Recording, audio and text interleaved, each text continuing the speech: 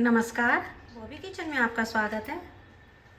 आज हम आलू और सूजी से ऐसी रेसिपी बनाएंगे जो बनाने में बहुत आसान हो और खाने में बस सबको मज़ा ही आ जाए। ये नाश्ता इतना स्वादिष्ट बनके तैयार होता है कि जिसको भी आपने एक बार खिला दिया वह आपकी तारीफ ही करेगा। ये मैंने 1 कप पोहा लिया है। इसको मैंने पानी से अच्छी तरह से धो करके पानी में भिगोने के लिए थोड़ी देर के लिए रख दिया है। थोड़ी देर के बाद मैंने इसको पानी में से निकाल करके स्ट्रेनर के अंदर निकाल करके इसको वापस से उसी बर्तन के अंदर पलट दिया है। अब ये हम एक बर्तन को गर्म करेंगे और उसके अंदर हमें ये 1 चम्मच तेल ले लेना है। तेल हमें ज़्यादा नहीं लेना है। तेल के गर्म हो जाने पर इसके अंदर ये आधा चम्मच जीरा डाल दें और गैस की फ्लेम को बिल्कुल स्लो पर रख दें और इसके अंदर हमें ये 4 कप पानी डाल देना है। अब गैस की फ्लेम को बिल्कुल बंद कर दें। गैस की फ्लेम को बंद करने के बाद अब इसके अंदर 2 कप सूजी डाल दें। इस तरह से सूजी डालेंगे तो सूजी के अंदर गुठलियाँ नहीं पड़ती हैं और हम जब भी गर्म पानी के अंदर सूजी डालते हैं तो उसमें गुठलियाँ पड़ने के चांस रहते हैं और वह बहुत मुश्किल से ही निकल पाती हैं। अब गैस की फ्लेम को हाई पर कर दें और इसको पानी के साथ अच्छी तरह से मिक्स कर लें और ये स्वाद अनुसार नमक डाल दें। अब गैस की फ्लेम को मीडियम टू हाई करते हुए हमें इसको अच्छी तरह सूजी को पका लेना है। यह एक डो फॉर्म में आ जाता है। इसको पकने में, डो फॉर्म में आने में ज़्यादा टाइम नहीं लगता है। बस यह 2 से 3 मिनट के अंदर ही डो फॉर्म में आ जाता है। तो आप देख सकते हैं कि यह पहले से टाइट होने लगा है। इसको लगातार इस तरह से चलाते रहें, नहीं तो ये नीचे तली पर भी लग सकता है। जब ये डो फॉर्म में आ जाता है ये तो कढ़ाई को अपने आप ही छोड़ देता है, इसलिए इसको इस तरह से चलाते रहें। तो अब आप देख सकते हैं कि इसने कढ़ाई को छोड़ दिया है। तो अब हमें गैस की फ्लेम को ऑफ कर देना है और इसको हम एक बर्तन के अंदर निकाल लेते हैं।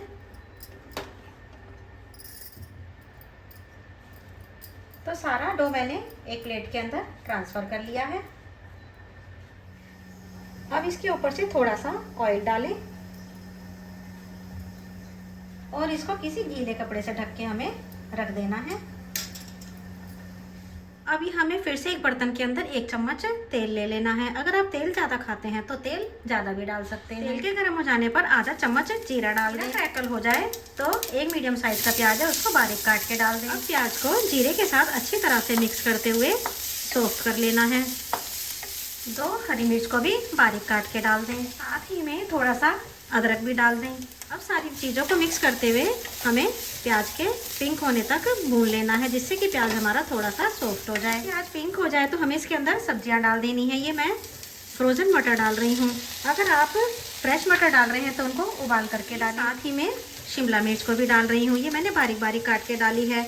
अगर आप और सब्जियाँ चाहते हैं इसके अंदर तो आप इनकी जगह कुछ और सब्जियाँ भी डाल सकते हैं, जैसे कि आप इसके अंदर कॉर्न भी डाल सकते हैं, लाल वाली गाजर भी डाल सकते हैं, ब्रोकली डाल सकते हैं। आपको जो सब्जियां पसंद है आप वो इसके अंदर डाल सकते हैं। सब्जियां को हमें इसके अंदर पकाना नहीं है, बस नरम कर लेना है। इतने सब्जियां सॉफ्ट हो रही हैं, इतने आलू को मैश कर लेते हैं।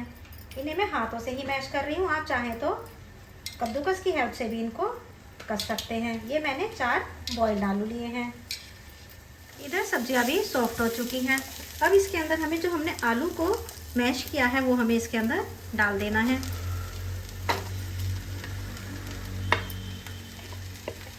इसके अंदर ड्राई जो आलू आता है, जैसे चिप्सोना अगर आलू आता है, वो इसको अंदर हमें नहीं यूज़ करना है। आलू को मसाले के साथ अच्छी तरह से मिक्स करें। अगर आप इसके अंदर ड्राई आलू डालेंगे तो वह ज़्यादा सूखा सूखा सा हो जाता है और हमें आलू का मसाला जो है थोड़ा सा हल्का सा ढीला चाहिए, जिससे कि ये आराम से नाश्ते के ऊपर चिपक जाए। अब इसके अंदर कुछ मसाले डाल देने हैं। ये आधा चम्मच हल्दी पाउडर डालेंगे, 1 चम्मच धनिया पाउडर डाल देंगे और अब इसके अंदर ये 1 चम्मच कश्मीरी लाल मिर्च डाल दी है। स्पाइसी कम होती है, इससे कलर बहुत ही बढ़िया आता है। साथ ही में इसके अंदर ये स्वादानुसार नमक डाल दें। अब हमें सारे मसाले को आलू के साथ मिलाते हुए 2 से 3 मिनट के लिए अच्छी तरह से भून लेना है। आलू और मसाले को मैंने 2 से 3 मिनट तक खूब अच्छे से भून लिया है और मसाला हमारा खूब अच्छा सा भून के तैयार हो गया है। अब इसके अंदर हमें गैस को बंद करने से पहले और मसाले डाल देने हैं। ये आधा चम्मच गरम मसाला डाल दें और आधा ही चम्मच भुना हुआ जीरा डाल दें और आधा ही चम्मच आमचूर पाउडर डाल दें। आमचूर पाउडर डालने से स्टफिंग जो है बहुत ही चटपटी बन के तैयार होगी। और साथ ही में इसके अंदर हरा धनिया भी डाल दें। अब हमें गैस की फ्लेम को ऑफ कर देना है। गैस की फ्लेम को ऑफ करके मसालों को अच्छी तरह से आलू के साथ मिला लें।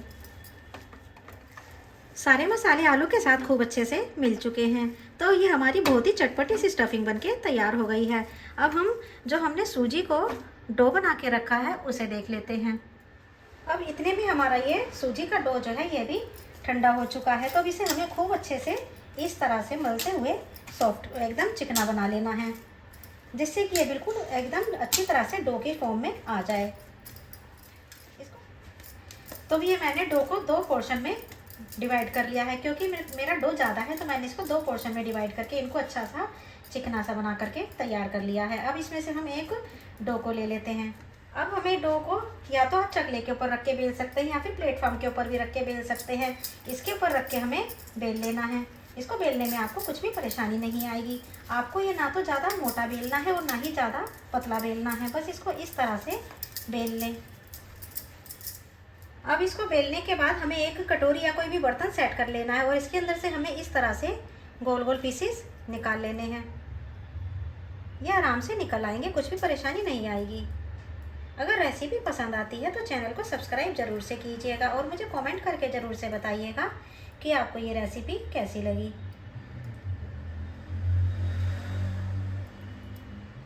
सारे पीसेस निकालने के बाद अब हमें इसके अंदर से जो एक्स्ट्रा सूजी है इसको हमें इसके अंदर से हटा देना है और इसको हटाने के बाद इसको हमें डो के अंदर ही मिक्स कर लेना है और हम इसी तरह से बेल करके और भी पीसेस निकाल लेंगे। तो मैं आपको दिखा देती हूँ कि मैंने कितनी थिकनेस के पीसेस निकाले हैं। ये मैंने इतनी थिकनेस के इसके अंदर से पीसेस निकाले हैं। अब इसके अंदर इसको हमें प्लेट के अंदर लगा लेना है और हम बाकी के इसी तरह से डो को पीस में बना लेते हैं। तो ये मैंने बाकी के पीसेस भी तैयार कर लिए हैं। अब इसके हमें बहुत अच्छी सी इसके ऊपर शेप दे देनी है। सबसे पहले तो हमें इसके साइड पर इस तरह से चाकू को प्रेस करते हुए कर देना है। नाइफ को उल्टी साइड से करिएगा, नहीं तो ये कट जाएगा।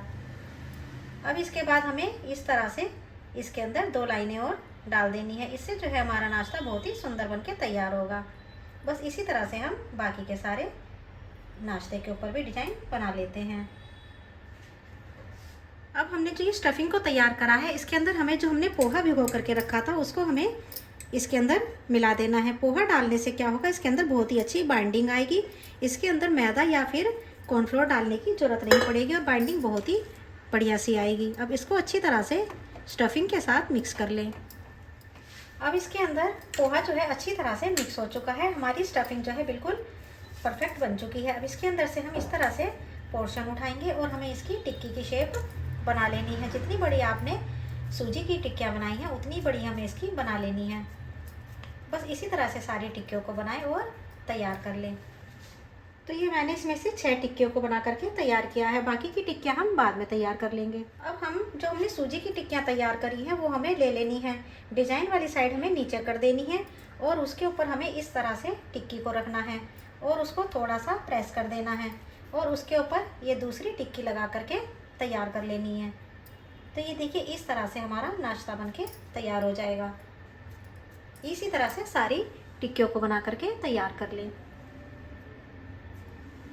तो अब ये मैंने 6 नाश्ते तैयार कर लिए हैं। अब इन्हें सेकने के लिए हमें गैस की तरफ जाना होगा। तो ये मैंने गैस के ऊपर एक तवा को गर्म कर लिया है। आप पैन भी ले सकते हैं या फिर आप कोई और बर्तन भी ले सकते हैं। अब इसके ऊपर हमें ऑयल डाल देना है। ऑयल के अंदर हमें ये शैलो फ्राई करने हैं, इसलिए ऑयल को थोड़ा सा ज़्यादा ही डालिएगा, पर बहुत ज़्यादा नहीं डालिएगा। ऑयल के गर्म हो जाने पर हमें ये एक एक करके इस नाश्ते को रखते जाना है। ऑयल को कम ही डालेंगे, जब भी नाश्ता जो है बहुत बढ़िया बनके तैयार होगा। मैंने तवा इसलिए लिया है क्योंकि इससे मेरे 6 के 6 नाश्ते एक बार में ही बनके तैयार हो जाएंगे। रेसिपी पसंद आती है तो चैनल को सब्सक्राइब जरूर से कीजिएगा। 1 से 2 मिनट तक नीचे से सेकने के बाद अब इन्हें हमें पलट देना है और गैस की फ्लेम को आपको मीडियम रखना है। ज़्यादा हाई फ्लेम रखेंगे तो ये नीचे से कच्चे रह जाएंगे। अब इनको इस तरह से पलट दें। देखिए कितना अच्छा गोल्डन कलर आया है। बाकी ये सारा नाश्ता इसी तरह से हम पलट देते हैं। सारा नाश्ता मैंने एक साइड से पलट दिया है और गोल्डन कलर ऊपर आ गया है। अब इसको हम नीचे की साइड से भी गोल्डन कलर आने तक सेक लेते हैं। 1 से 2 मिनट हो चुके हैं। नाश्ता हमारा दूसरी साइड से भी गोल्डन कलर का हो चुका है, तो अब इसे हमें प्लेट के अंदर निकाल लेना है।